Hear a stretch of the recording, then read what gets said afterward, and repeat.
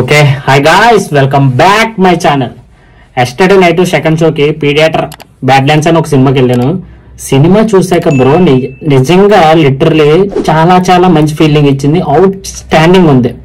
ఎట్టి పరిస్థితుల్లోని ఈ సినిమా కనుక ఓటీటీలో చూద్దాము అని అనుకుంటే కనుక ఓటీటీలో చూసినప్పుడు మీకు ఏమనిపిస్తుంది అంటే, అరే మామ ఈ సినిమా ఎందుకు థియేటర్లో చూడలేదు అన్న ఫీలింగ్ మీకు రాకుండా ఉండాలంటే ఖచ్చితంగా సినిమాకి వెళ్ళండి బ్రో. సమ్ టైమ్స్ నిజంగా చాలా చాలా మంచి ఫీల్ ఇస్తుంది. అట్లాగే మంచి ఎమోషనల్ టచ్ కూడా అనిపిస్తుంది. అంత బాగుంది. అట్లాగే మన ఛానల్కి ఎవరైనా కొత్తగా వచ్చి ఉంటే కనుక ఒక కొత్త క్రియేటర్కి సపోర్ట్ చేద్దాం అనుకొని ఒక లైక్ చేసి ఒక సబ్స్క్రైబ్ చేయండి. ఖచ్చితంగా మంచి మంచి వీడియోలు చేయడానికి ట్రై చేస్తాను. అట్లాగే నేనైనా ఎక్కడైనా మిస్టేక్లు చేస్తుంటే కనుక ఖచ్చితంగా కామెంట్ చేయండి. అంటే అది తీసుకుని ఆ ఫీడ్బ్యాక్ తీసుకుని నేను ఇంకా బెటర్ చేయడానికి ట్రై చేస్తాను.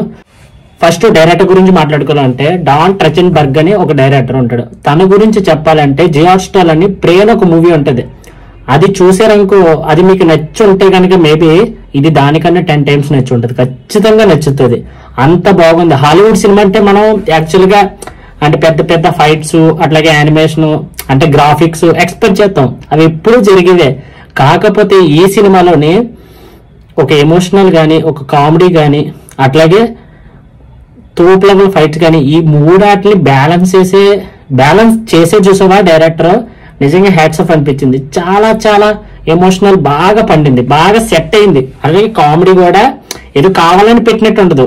సిచ్యువేషన్ తగ్గట్టు కామెడీ బాగా జరిగింది. అట్లాగే అది కూడా స్టోరీ లైన్ కూడా చాలా చాలా పీడియాటర్ అనే కాన్సెప్ట్ ఇప్పుడు కాదు, ఏకంగా 1987 లోనే స్టార్ట్ అయింది. అది ఒరిజినల్ ఎంత పెద్ద హిట్ అయిందో మనందరికి తెలిసిందే.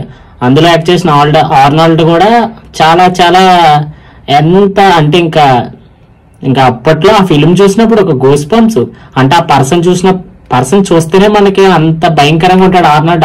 ఆ బాడీ బిల్డింగ్ కానీ అంత.